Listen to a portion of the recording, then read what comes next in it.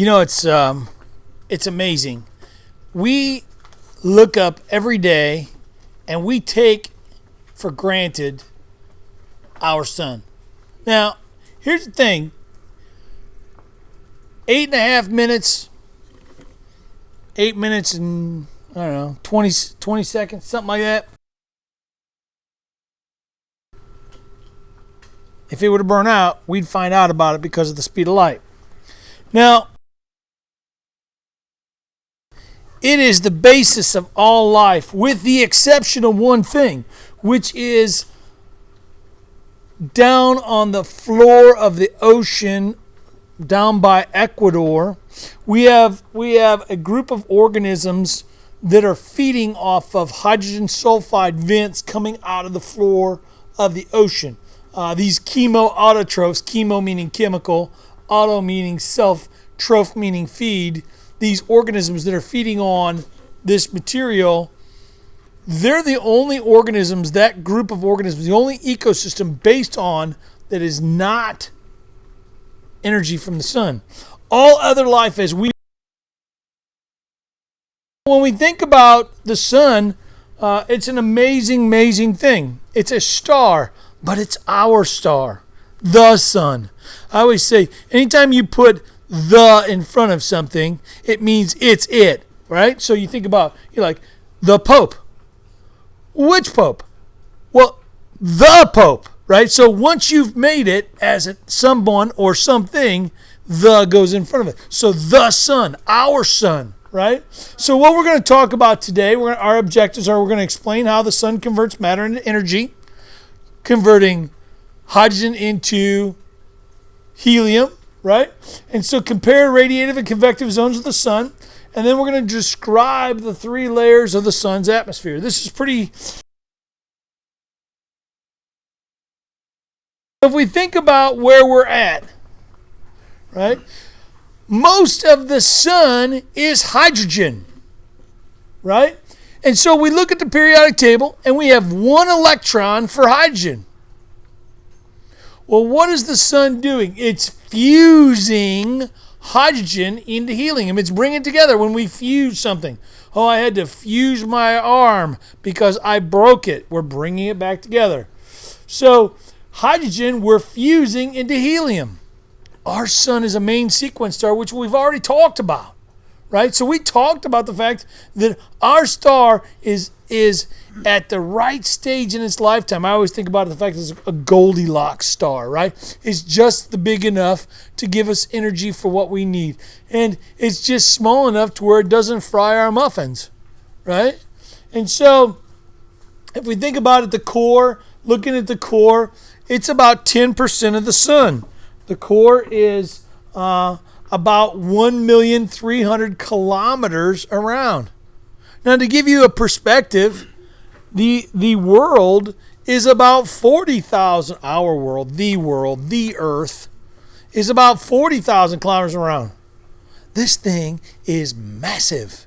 It's huge, ginormous, right? And we think about the temperature that's in there, about 15 million degrees Celsius. That's not cold.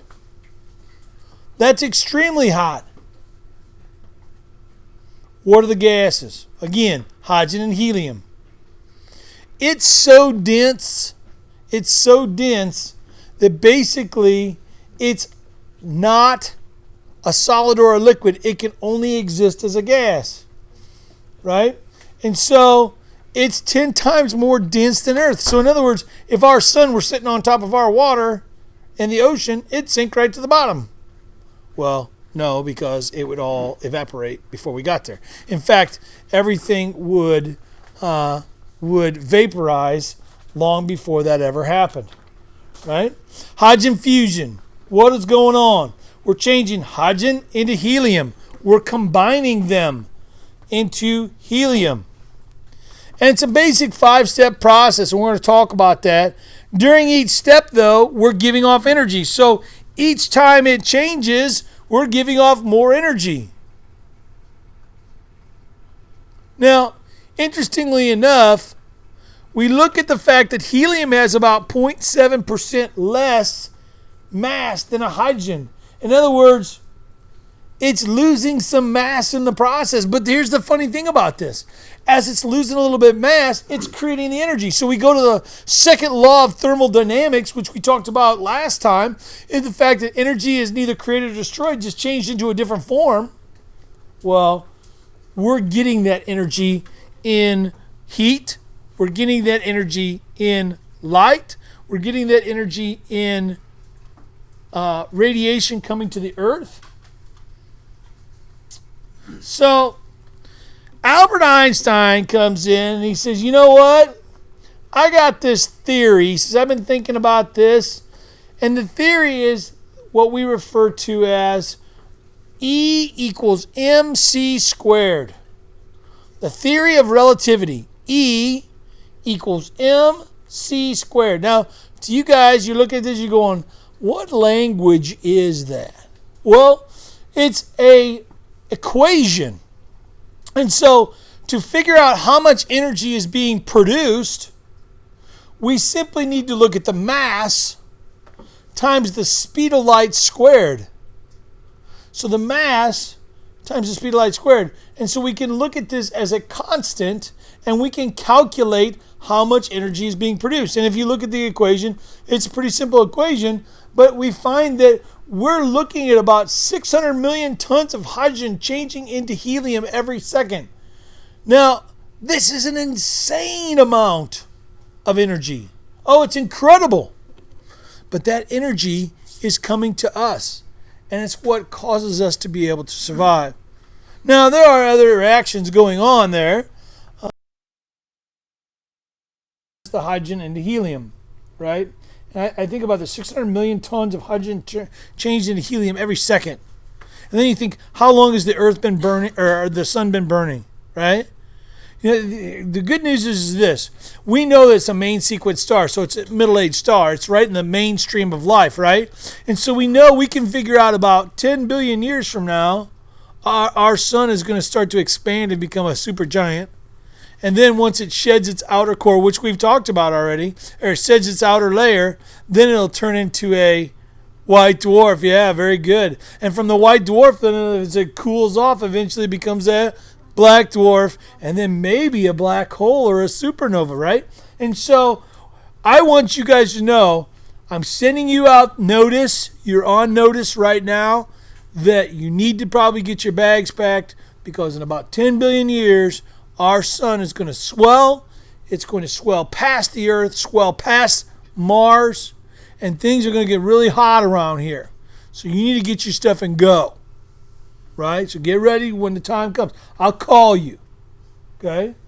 Now, if we look inside the interior, so we went from the core. Oh, gee, the Earth had a core, didn't it? Right? So now we're going to the next. The inner zones. They call it the inner zones. So you have the radiative zone and you have the convective zone. I'm going to go through this in such a way that I think you guys will more than understand it. Radiative, right? Energy passes out. You ever heard of the word radiation? Right? As it moves out. So energy is passing out of the radiative zone, started in the core, 15 million degrees. Now it's going to the radiative zone, which is coming out. That's the next layer. And so here's my question for you. Anybody see what the temperature just did? It dropped about 13 or 12.5 million degrees, right? So as it's leaving the core, going through, we're losing temperature. It's cooling off. Now, I wouldn't say 2.5 million degrees is really cool, but it has cooled off a lot. All right, so again, what's happening is energy is going back and forth, atom to atom, and it's transferring the energy through that space that's in there. Now, the next zone is pretty interesting. It's called the convective zone. The convective zone. And basically, it's outside the radiative zone. What is convection? All right, so convection for me is if I'm standing next to a heater and it's hot, I stand next to it, I get warm air on me, I get warm, right? So convection, we're changing energy either in liquids or gases, right? And so this is the case. The heat energy is changing in the gas that's in the sun. And as it does, it heats up the gas. So as we're moving out, so we went to the core, which is 15 million degrees Celsius, then to the radiative zone, which is 2.5 million degrees Celsius. We dropped a lot.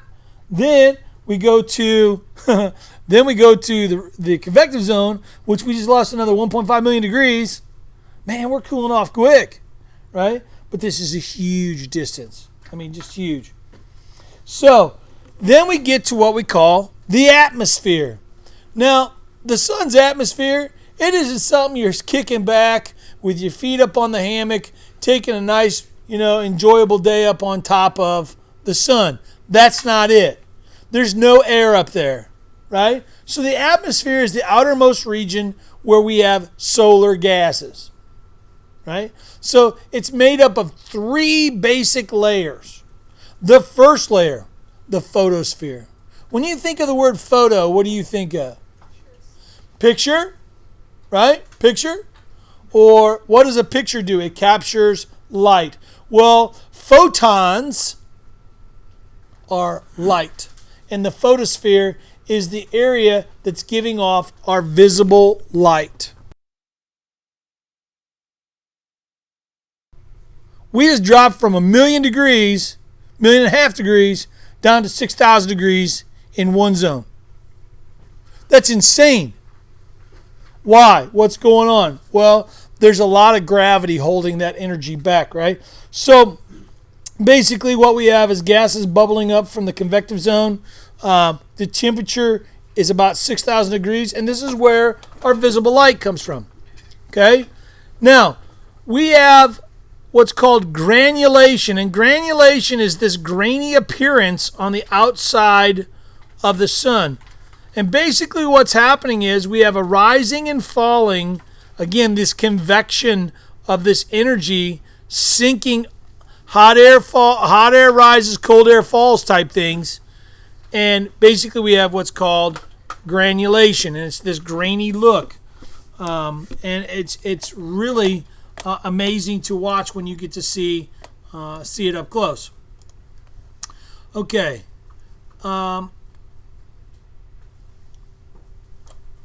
What I want to show you is this video.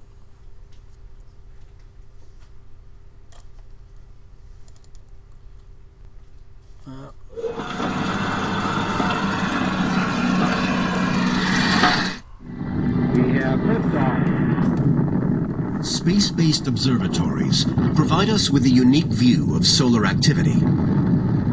In 2006, NASA launched twin state-of-the-art satellites to study at close hand solar storms and sunspots, visible signs of deep magnetic activity that affects the whole solar system.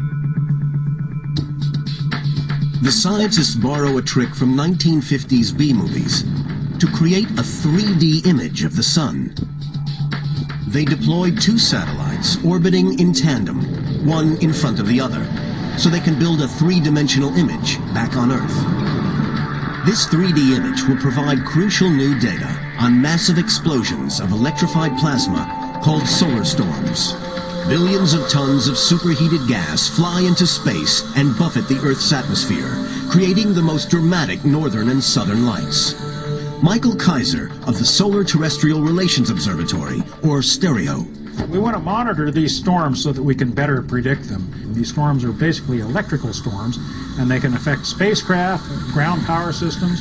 The GPS can be upset.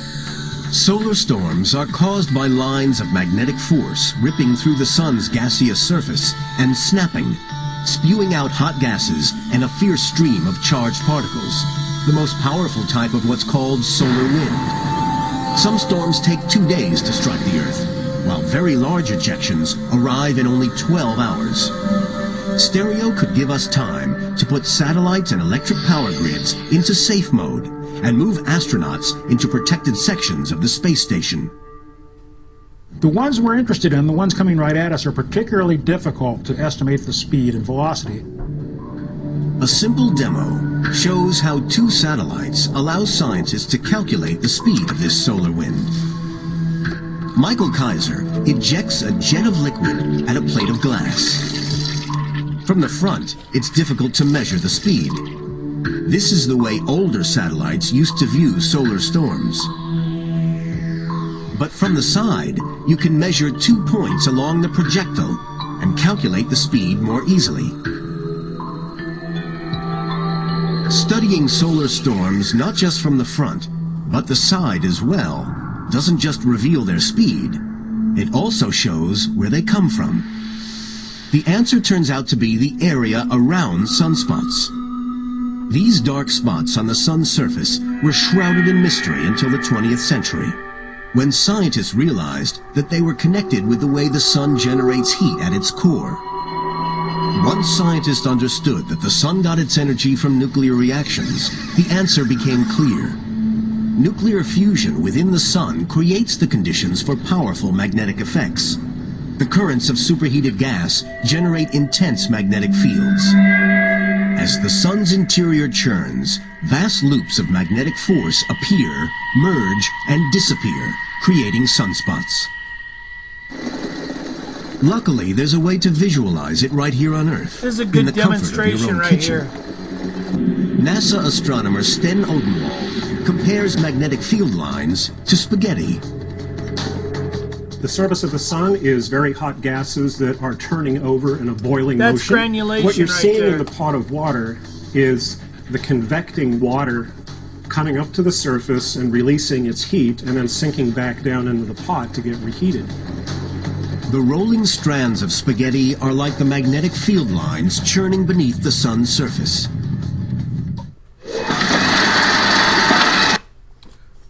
So I thought that was a good example of the processes that are going on the surface of the sun. Good image of the sun, like I had before. The second part that we'll talk about, or second layer of the atmosphere of the sun, is the chromosphere. Chromo, think about Kodachrome. Chromo is color. So it's the area that gives us our color for the sun. Now, it's actually red. We see it as yellow. Anybody have a clue why? Well, it's pretty simple. We have an atmosphere. And when light goes through our atmosphere, there's particles that are reflected off.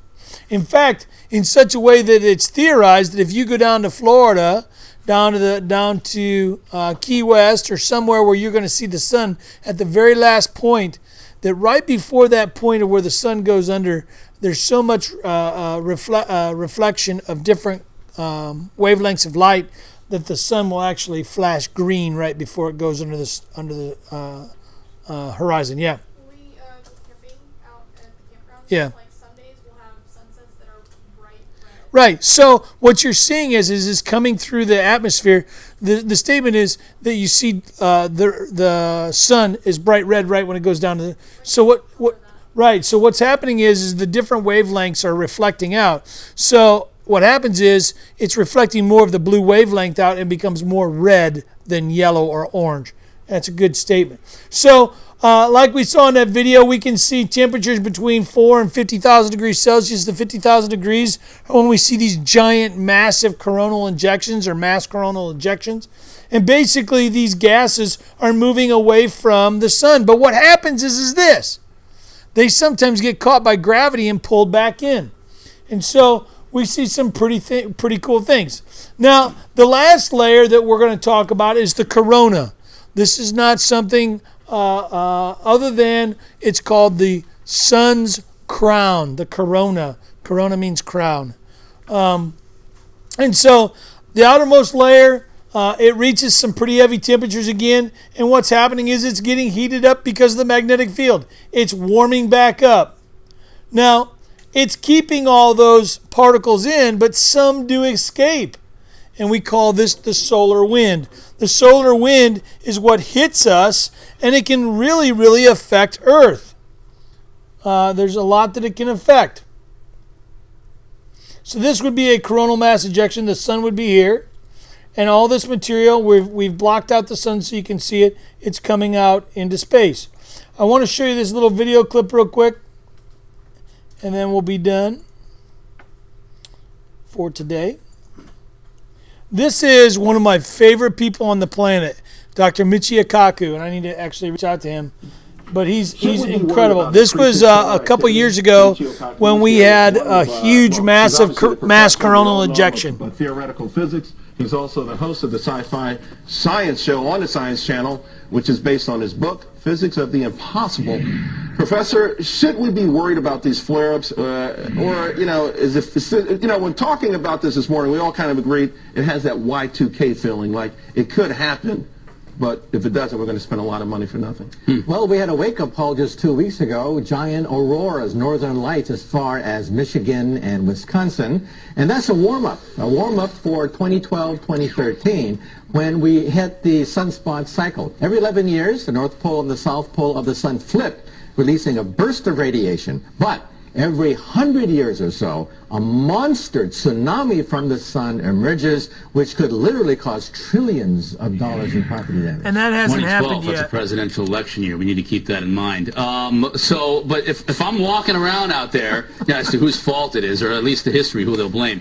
So if I'm walking around, if I'm out sunbathing in a Speedo, will I look like Charles after about 5 minutes out there? Color, anyways. Obviously, I'm not going to look like Charles in a Speedo, but you know what I'm saying. I mean, is it going to really affect us like that? Just went from bad to worse. It could paralyze the economy of the planet Earth. But not from a physical perspective. Physical perspective, yeah. 1859, we had a gigantic solar storm which knocked out telegraph wires back then, 150 years ago. Yeah. If that had happened today, it would knock out almost all our satellites, knock out power stations. There would be food riots around the country because refrigeration would stop. Airplanes would probably crash without radar. It would paralyze the planet Earth. $2 trillion in property damage. And again, this is a once in a century, once in 2 centuries storm.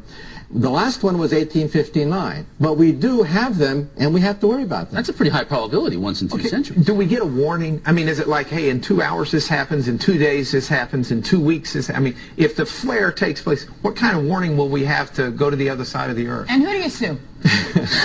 I'll figure that out. I got that. Mark can tell you that later. I got that covered, okay? This is an act of God. By the way, Michio, you might want to sign a waiver before you leave because Mark has you on his list already.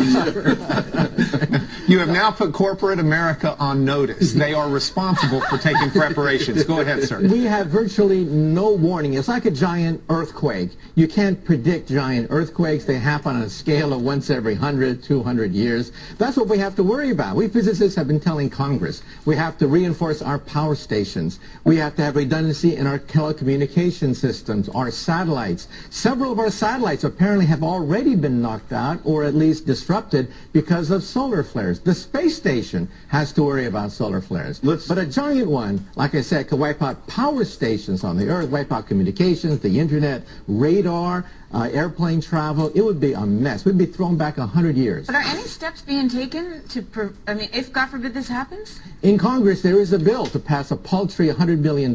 It's stalled in Congress right now. It's an insurance policy. It would cost very little to begin the process of reinforcing our transformers, power stations. And remember, this does happen even periodically. In 2003 in South Africa, 14 power stations were wiped out because a solar flare hit South Africa. In Canada, the city of Quebec was partially paralyzed, again, about 15 years ago because of a solar flare. These things happen, but the monster one is the one that we physicists are worried about. Okay, before I get to you, we've got some breaking news here on mortgage rates. They're falling to their lowest level in decades. For the 8th time in 9 weeks, Freddie Mac says that the average 30-year fixed mortgage is now 4.42%. Wow. Before we let you go, Professor Kaku, how much would this cost to prevent, a guesstimate? Because the president is really enamored with scientists, a lot more than his predecessor. It seems that you can get the message through to the president, And do you think it will? Do you think you can? And how much will it cost us? Well, as part of the stimulus package, this would be chump change to give us $100 million. 100 mil. That's your Just number. to reinforce power stations. Satellites will take more effort. We have to launch satellites that are reinforced to handle these things. Do you have any connections with the White House personally? Not personally, but Really? again, we physicists. I'm really surprised that you haven't been invited there. You're like one of the top science guys in the country. Maybe after the show. Listen, we're going to have to let you go. This is just, it's frightening stuff, but it's also things that we should be aware of. And coming from you, you add a lot of credibility to it. All right. Thanks a lot, really. Okay, so we'll go ahead and end there. You guys did a great job today, and I appreciate you listening, and hope you have a great day.